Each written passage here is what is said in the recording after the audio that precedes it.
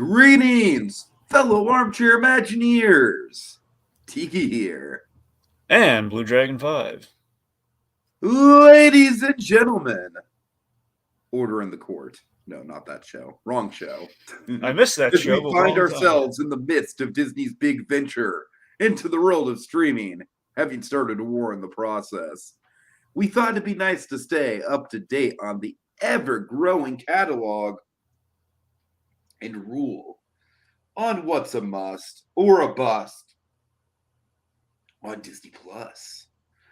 And tonight, is Daredevil coming into She-Hulk finally? No, I didn't think so. Dragon, oh god. So I do have an interesting perspective on She-Hulk, Dragon.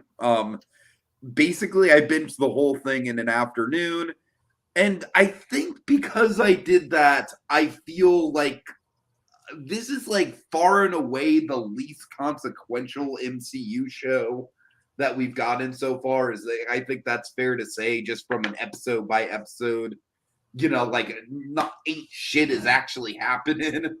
But I gotta tell you, I do think that essentially, Dragon, my elevator pitch for this, kind of like my my thoughts, and I'm sure you guys have probably mentioned similar ideologies to this with the show, is that this is essentially kind of like the lawyer show, the quote unquote lawyer show, the lawyer comedy show that we thought we were going to be getting with Better Call Saul.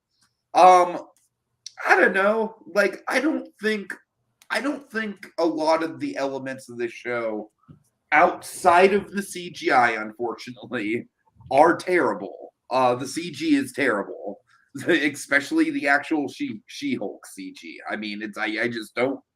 It's a shame because of the VFX artists and everything. You don't want to like poo-poo them because it's literally not their fault. But yeah, I don't know. The episode to episode stuff is okay. Some of it, I guess. I don't know.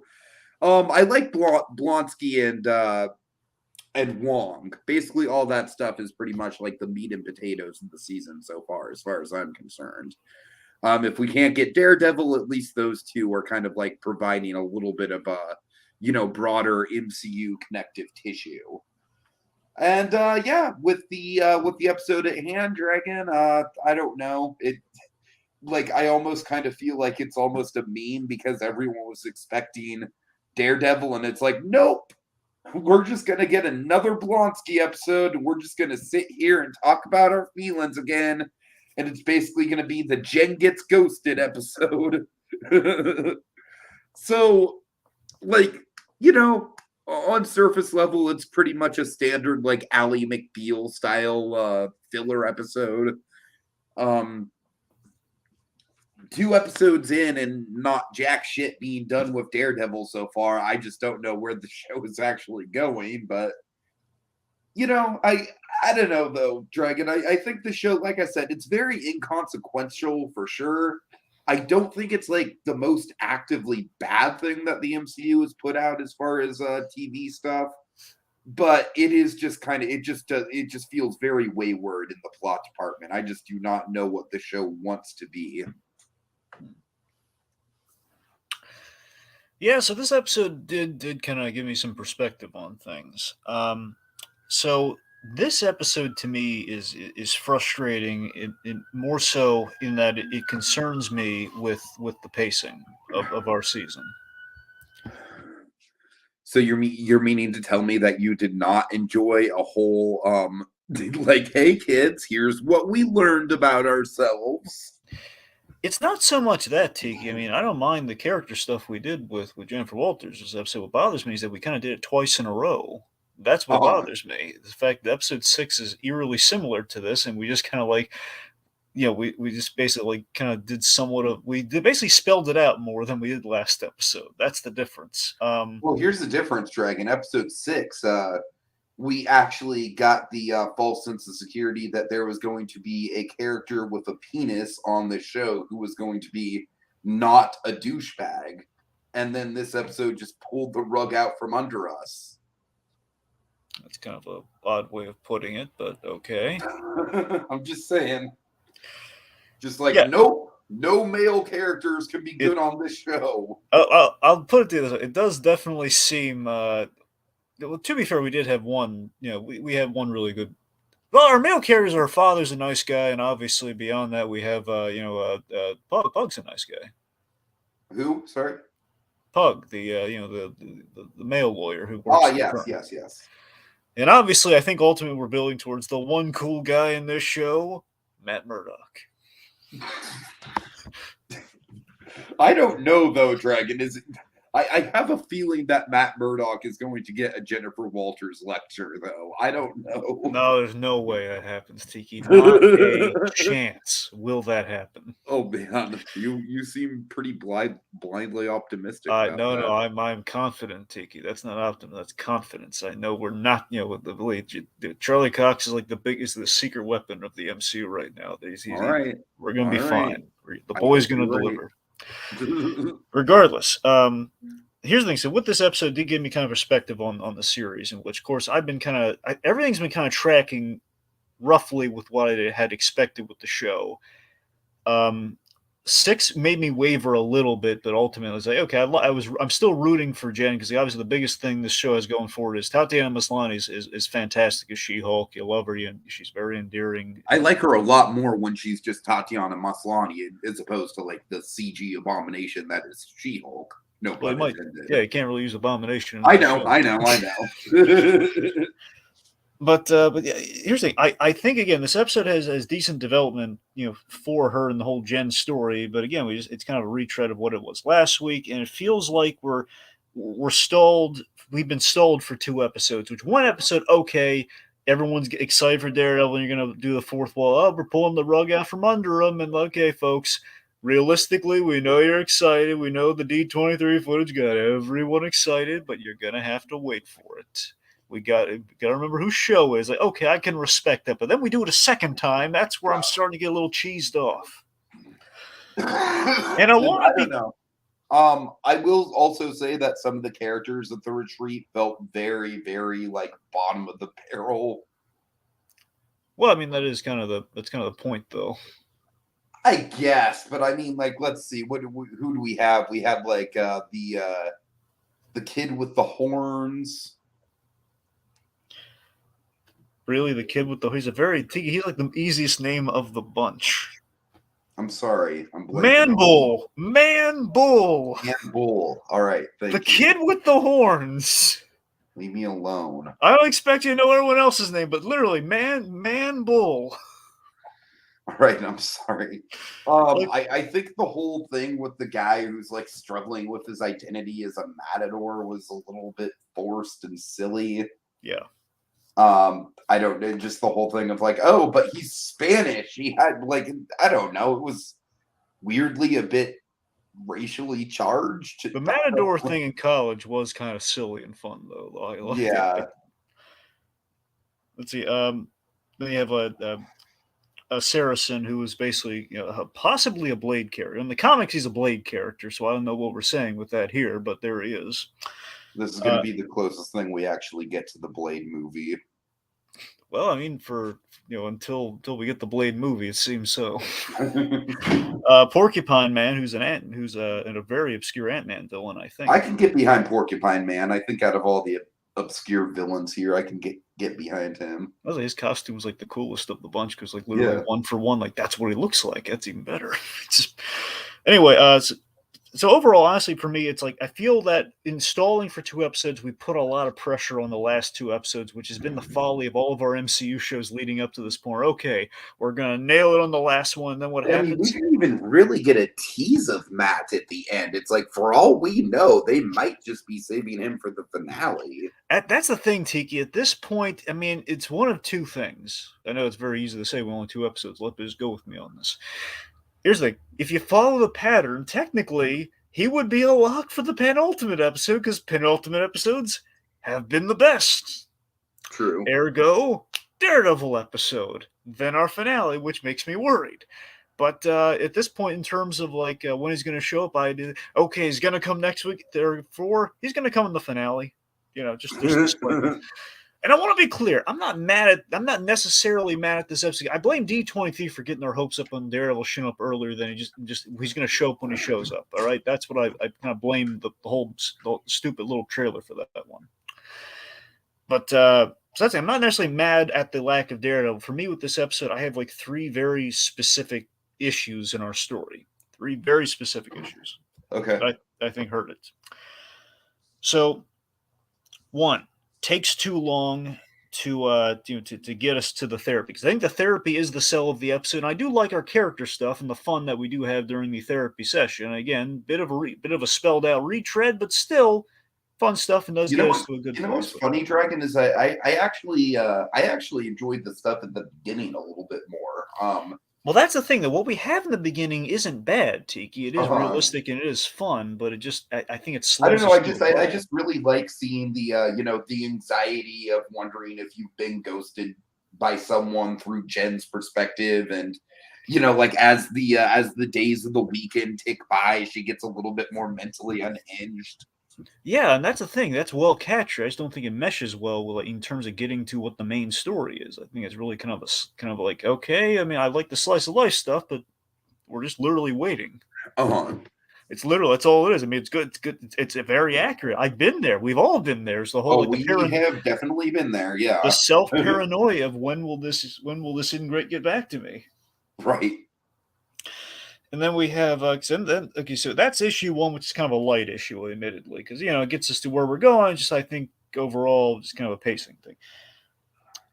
2, the villain support group, specifically the Wrecker. I think redeeming the Wrecker is a big mistake because, 1, there's no very simple follow-up to, hey, why were you trying to steal my blood? Yeah. I will say I do enjoy the fourth wall stuff that we have been getting this show. I think maybe they should, like, if I were in charge of the show running on this show, I feel like I would go harder with that stuff stylistically. But I do enjoy it when it does pop up. The whole like previously on this guy. That was my favorite part of the episode. I gotta be honest. This makes me want it like a She-Hulk and Deadpool crossover so much. Totally. God, I've been loving the fourth wall breaks, and this one might have been the best one. But hey, previously on this guy. I feel like there should be a few more of them per episode. So you're saying you want more of them? I'm saying like we're getting like a tease at them every episode, whereas I feel like they should be more of the overall spice of the show, I think.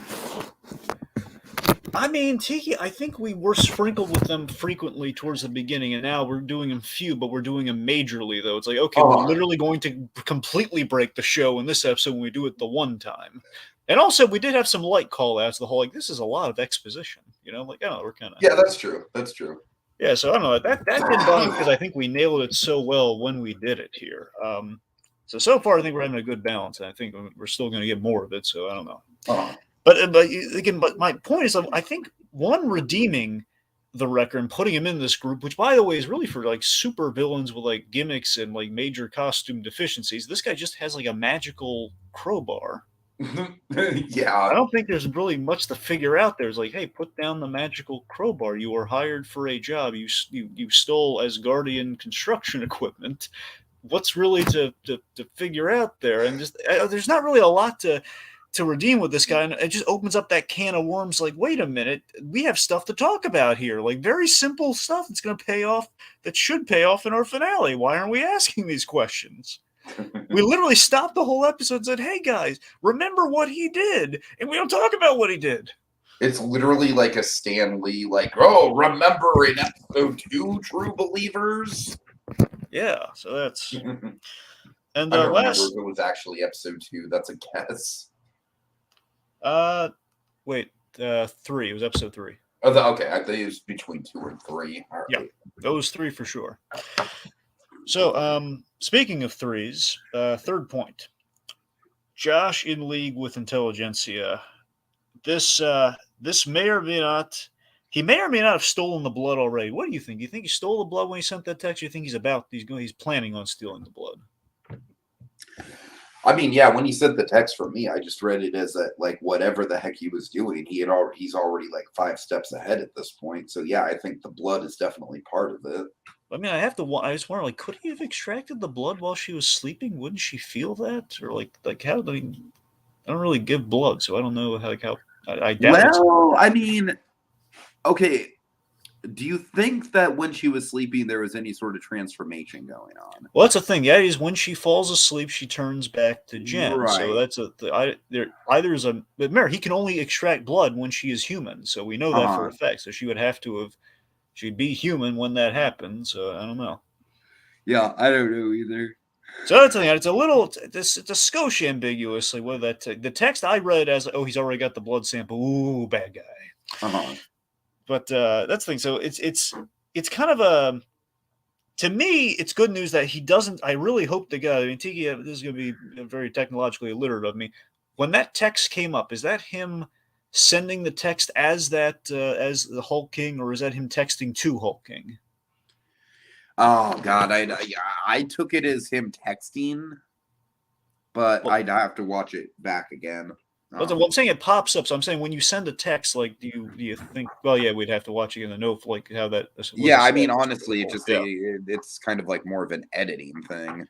Yeah, so my hope is that he is not the big bad, because that'd be like a real like middle finger. We couldn't get the leader really in this show. We're gonna put him in Captain America. We couldn't get him in the Hulk show. What? Right. So I'm gonna be really ticked off, because I think I literally in the last episode we recapped with Chris.R. Notarelli. I expressed my dread, like, I really do not want this guy to end up being the leader. Basically, end up being the guy behind the intelligentsia, who we kind of basically the lab shirt guy, the guy in the lab coat guy with the shirt. It's like that has to be the leader. It's got to be him. So I'm just really ticked off that this guy ends up being the big bag. Because one, it's way too easy if that's the case. Already, it's still a little easy that really I understand she has bad luck, and that's it's kind of the sad thing of the character. We kind of unlucky like Jessica Jones or Spider Man. I get it, but still, it's like, really, the one guy she meets who seemingly likes her, we had to underwrite him just like that. Like, she, he's like, no, he didn't just ghost her. He's a villain. Yeah, no, I feel ya. I feel ya. So Because I'm not happy with Josh, much like most of the people, but I think for different reasons. when we got the flashback, at the end of the episode to the bedroom, Yeah. Greg and I don't know about you. This might be naive of me, but my thought throughout the whole thing was that when they were doing the deed, if you will, some transformation happened, and that scared poor Josh away. Yeah, I didn't get that at all. I don't know. That was my read on, like, possibly, like, obviously once we figure out what he's actually up to, obviously I'm not thinking that, but I'm saying, like, that was kind of like my read as far as like as far as why he might have been ghosting her throughout the episode. Yeah, because that's the thing. It's like, I mean, him being evil only gives logic to why the heck would any man on this earth leave Jennifer Walters? And well, now we know he's a bad guy, but still not a great reason. Uh-huh. Not a great reason at all. All right, so let's see. Oh, by the way, we had a Barry alumni in this episode. Yeah. Yeah, good old Loesch, man. The crier and man seeking revenge in season 2. Yeah, yeah, I do like to have the logic tracks here of like, okay, well, I need Abomination's his anklets going off, and I need some Hulk size backup, because I can't take on the Abomination. I'm a parole officer, man. So um, but here's the thing, though. It does still feel a little clunky. Like, that's what gets us from basically gets her to the retreat, and like her wrecking her car. Like, well, she's there, and then the car gets wrecked, so she can't leave. It feels very much like we have to get her to stay there for some reason. That's how we do it. Right, and Blonsky is basically just like, hey, come on, hang out, come on. Yeah. Yep. All right. So yeah, we've already kind of gone over the therapy group. I mean, I do like the whole codependence thing with Man Bull and Alagua. Sorry, that came out terribly wrong. Alagua. Eliglia, sorry, that's how you say it, Eliglia. Anyways, the point being that guy, I kept confusing him for this comedian that he is not. It's just really funny because Oh, really? he looks very much like him, but he's just anyway. It's like not Tom Holland from Bad Times at the El Yeah, Royale. exactly. It's like yeah. So, Because the whole damn movie, you're like, that's got to be Tom Holland. yeah, so we Anyways, had the whole Obama Stay thing. Obama Stay is kind of it's a cute joke. It's like okay, they say Obama Stay. You know, uh-huh. that's their spiritual moment thing. Um, Yeah, let's see. So of course, we're doing they're having yurts and everything, the little kind of group therapy session. I think it was a little disingenuous. Like, really, she's just gonna be doing like searching for cell signals the whole time, and that's what I'm saying. This is the kind of stuff that hurts the pacing of the episode for me. But I hear you. yeah. So let's see. So I do like the banter of the support group. I think that's I think that's good. I love them uniting against Josh. You know, again, I love the vulnerability in She-Hulk. That's what I've been really liking about the character, and when we're kind of taking our detours into this sort of stuff. So it's kind of a big highlight I do have. Where okay, she's simultaneously the popular girl she always wanted to be essentially, and she's herself, and it hurts your feelings when you can kind of cheat to be what you've always wanted to be. But what is that saying about yourself? That's some good. That's a good idea. Mm-hmm. Yeah, I love the card, by the way. They made her like a little goodbye Jen card. It's like so adorable. No, there is some adorable group camaraderie stuff this episode for sure. I'll sign off on that. Yeah. And I These mean, yeah, characters are just I don't know. They're fine. I don't necessarily think any of them are like particularly like memorable or leap off the screen, but they're a decent ensemble, I guess. I'll tell you what's funny though on the rewatch. The Blade character, Saracen, that Uh-huh. guy. He makes it. He kind of dressed up because he's obsessed with blood, and he just kind of throws out, yeah, or he wants your blood. And of course, in the end, he absolutely wants your blood. He That's was true. I right. didn't even realize That that. It's vampire great. was right, man. Oh man. So yeah. That is some really really good foreshadowing actually. Yeah, that's the thing. It's that's what I'm saying. I might not be crazy about this episode, but it rang the bell a couple times. Uh-huh, You know? uh-huh. For sure, for sure. Yep. So yeah, that's I think that's I mean that's it. I mean we had some some fun lines when they're going over the text again. It's like with the banter and everything. I just love her really working in. I know it's bad. I know it's a bad look, man, bull. Oh God. Yep.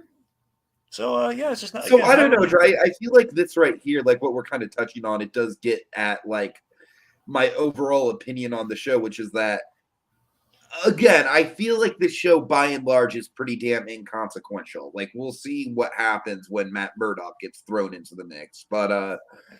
But in spite of it being inconsequential, I do have a decent enough time with it from week to week as far as just like, some of the banter, some of the deep cut characters. So like I don't necessarily think it's like the worst thing that the MCU has ever produced. I just think that as far as the plot goes, it is certainly the most lackadaisical, like very, very leisurely paced thing that the MCU has done, and that is unfortunate. I mean, we are in kind of we are kind of in new territory because we're doing a show that isn't like fully doing the sitcom thing like we did with WandaVision. That of course escalated once we broke out of the sitcom thing. So we're kind of doing the half hour in a new way, and I don't know. I think there might be some trial and error at play. I mean, again, Tiki, it's like up to this episode. This episode was supposed to be a big turning point, and it didn't quite do the turn. I mean, there's a kernel of a turn that goes in line with what I've been expecting for the show in terms of what the direction is. Because I've been saying that the show could break down to a 3-act structure, kind Mhm. of like Moon Knight did with 2 episodes of Pop. Where in this case, it's like first 3 episodes, that's the origin to her like coming out publicly as She-Hulk. With the Abomination trial, middle arc is like her kind of like, well, the slice of life. Like, okay, this is what life is like with She-Hulk now. I'm at dating profiles, and okay, I'm going to my friend's wedding, and kind of like I can be both. And this episode was supposed to be okay. My hope is that it's her making the transition to kind of becoming a superhero, which ergo Daredevil at the Yeah. end of that rainbow. Now, I think the only kernel we have getting there is okay. Well, she's meeting supervillains, but that's not really much. No. So this you can see I mean, now. even if they had like a deep cut Daredevil bad guy in this group or something. Yeah. Oh God, could you imagine Elektra? Well, I don't know how much sense that would make, but it'd be No, I know. it would be funny. It'd be delightful. I mean, I'd love it. I don't. Hello, Jennifer. Oh, Jennifer, well, let's kill Josh. Oh let's my do some God. battle. Oh my, yeah, exactly. That's how it would go down, and you know it, and it would be delightful. Jen, let's splash in his blood. Oh my God. I always wanted Matthew to do it. Splish splash in your blood, Jen, because we've already established that is dangerous. Yes. Oh God. I want to be green like Jen. Oh my God. Christ. I know you can't see color, Matthew, but I'm beautiful. And on that note, oh geez, oh good old Elektra. I'm glad to see that joke still has legs. Until I cut off the legs. Oh God! All right. Wait! Take it. We got it. There's one thing we didn't mention. Sure. One great detail we had. Jennifer Walters in her off time has great taste. She watches Great Muppet Caper. Oh yes! Oh my God! Thank you. Oh yeah, that was great. Perfect shot of Miss Piggy like squeezing open the bars of the jail cell. Yeah. No, definitely. Just want to get that in there. Great Muppet Caper, definitively the best Muppet movie in my opinion. I mean, clearly Jen has good taste in things because she's Great Muppet Caper and, of course, Inside Out. Indeed. Oh, I forgot about the Inside Out. Yeah, and the Hulk's going, oh, bing bong, oh. Oh my God. Jesus. All right. Well, I think that's about it. Yeah. Okay. Well, that'll do it for us this week as we holster our emotes till the next installment calls for the draw. Mono. Just Plus and Us. I know it's a bad look, Man Bull. Jen, if your blood is green, do you think the Abomination's blood is orange?